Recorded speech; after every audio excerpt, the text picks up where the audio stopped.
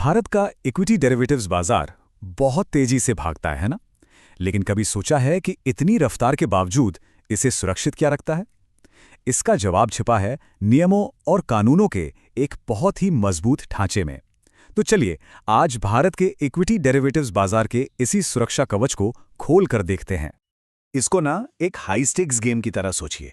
अब कोई भी खेल हो, उसे फेयर और ऑर्डर में रखने के लिए रूल्स तो चाहिए ही। तो सवाल ये उठता है कि डेरिवेटिव्स जैसे इतने कॉम्प्लेक्स और तेज तरार मार्केट के लिए आखिर ये रूल्स बनाता कौन है और कौन है जो इन्हें लागू करवाता है। चलिए इसी पहेली को सुलझाते हैं, क्योंकि अगर नियम ना हो तो ये बाजार एक अनकंट्रोल्ड जंगल बन जाएगा जहां सिर्फ अराजकता होगी।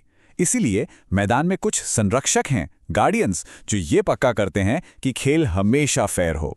आज हम इन्हीं गार्डियंस और उनकी रूल बुक को करीब से जानेंगे। अब देखिए, किसी भी मजबूत इमारत की तरह ही एक मजबूत बाजार की भी एक ठोस नींव होती है, और डेरिवेटिव्स बाजार के लिए ये नींव टिकी है कुछ बेहद जरूरी कानूनों पर। यही वो पिलर्स हैं जिन पर पूरा का पूरा स्ट्रक्चर खड़ा है। तो चलिए इन्हीं पिलर्स को जरा पास से देखते हैं। ये समझना बड़ा मजेदार है कि ये दोनों कानून साथ मिलकर कैसे काम करते हैं। देखिए, एक तरफ है 1956 का SCRA। ये क्या करता है? ये डेरिवेटिव्स को कानूनी तौर पर सिक्योरिटी का दर्जा देता है। मतलब ये खेल का मैदान तैयार करता है, ये बताता है कि क्या खेला जाएगा। और दूसरी तरफ है 1992 का सेबी एक्ट।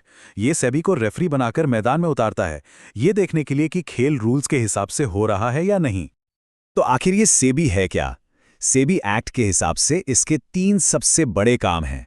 पहला और सबसे जरूरी, इन्वेस्टर्स के हितों की रक्षा करना।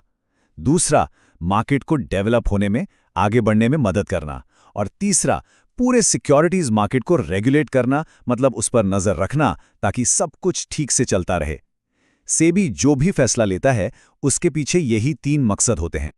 ठीक है, तो नींव तो समझ आ गई, लेकिन कानून सिर्फ किताबों में रखने के लिए तो होते नहीं है। असली सवाल तो ये है कि हमारा मेन गार्डियन यानी सेबी इन रूल्स को असल में लागू कैसे करता है। चलिए जरा सेबी की प्लेबुक पर एक नजर डालते हैं। सेबी की एक बहुत ही सिस्टमैटिक प्लेबुक है। स्टेप 1, वो एक्सचेंजों को मंजूरी देता है, मतलब ये पक्का करता है कि सिर्फ भरोसेमंद प्लेटफॉर्म ही ये खेल करवा सकें। स्टेप 2, वो ब्रोकर्स जैसे प्लेयर्स की जांच करता है ताकि सिर्फ क्वालिफाइड लोग ही मैदान में उतरें। स्टेप 3, वो KYC यानी अपने ग्राहक को जाने जैसे नियमों से फेयर प्ले पक्का करता है। और स्टेप 4, वो एक क्लियरिंग कॉरपोरेशन के जरिए हर ट्रेड के सेटल होने की गारंटी देता है ताकि किसी के साथ कोई धोखाधड़ी ना हो। अब ये सब काम करने के लिए सेबी के पास एक बड़ा ही पावरफुल टूल किट है। इस टूल किट में क्या क्या है? स्टॉक एक्सचेंजों के बिजनेस को रेगुलेट करने की पावर, स्टॉक ब्रोकर्स को रजिस्टर और रेगुलेट करने की पावर, धोखाधड़ी और गलत ट्रेड प्रैक्टिसेस पर रोक लगाने की पावर, वो एक्सचेंजों और ब्रोकर्स की जांच और ऑडिट भी कर सकता है, और रूल्स फॉलो हो रहे हैं या नहीं ये देखने के लिए किसी से भी जानकारी मांग सकता है। मतलब मार्केट को साफ और सेफ रखने के लिए सेबी के पास सारे जरूरी अधिकार हैं। यहाँ एक बहुत ही जरूरी नियम है जो हर एक इन्वेस्टर को सीधे सीधे इंपैक्ट करता है। वो है रिस्क डिस्क्लोजर डॉक्यूमेंट। ये सिर्फ एक कागज का टुकड़ा नहीं है, बिल्कुल नहीं। हर ब्रोकर के लिए यह जरूरी है कि वो इसे अपने हर क्लाइंट को दे। क्यों? ताकि कोई भी इन्वेस्टर आंखें बंद करके कोई फैसला ना ले, बल्कि डेरिवेटिव्स ट्रेडिंग से जुड़े हर छोटे बड़े रिस्क को अच्छी तरह समझ ले। तो अब तक हमने कानून और नियम तो समझ लिए। अब देखते हैं कि ये सब मिलकर एक इन्वेस्टर के लिए सुरक्षा का एक फ्रेमवर्क, एक कवच कैसे बनाते हैं।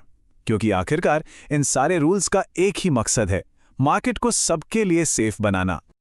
और ये सुरक्षा असल में काम कैसे करती है? यहीं पर आता है ट्रेड गारंटी फंड या TGF। ये एक तरह का सेफ्टी नेट है। सोचिए, अगर कोई ब्रोकर या मेंबर अपनी जिम्मेदारी पूरी नहीं कर पाता, डिफॉल्ट कर जाता है, तो ये फंड एक्टिवेट हो जाता है। ये पक्का करता है कि ट्रेड्स फिर भी सेटल हो और मार्केट में स्टेबिलिटी बनी रहे। ये इन्वेस्टर्स के भरोसे के लिए एक बहुत बड़ा सहारा है। तो आखिर में ये सारे कानून, ये नियम, ये गार्डियंस और ये सेफ्टी नेट, ये सब हमें एक ही मंजिल पर लेकर आते हैं, मार्केट इंटेग्रिटी, यानी बाजार की अखंडता। इसका सीधा सा मतलब है एक ऐसा मार्केट बनाना जो फेयर हो, ट्रांसपेरेंट हो और जिस पर भरोसा किया जा सके। एक ऐसा खेल का मैदान जहां हर कोई नियमों से खेलता है और सबके हितों की रक्षा होती है। तो जैसा हमने देखा, भारत में डेरिवेटिव्स मार्केट को सेफ रखने के लिए एक काफ़ी मजबूत सिस्टम मौजूद है। लेकिन देखिए, बाजार तो हमेशा बदलते रहते हैं, हमेशा इवॉल्व होते हैं, और ये बात हमें एक बड़े सवाल पर लाकर खड़ा कर देती है। इतना पावरफुल फ्रेमवर्क होने के बाद मार्केट सेफ्टी के लिए अगला फ्रंटियर क्या है? भविष्य में ये नियम और कैसे बदलेंगे?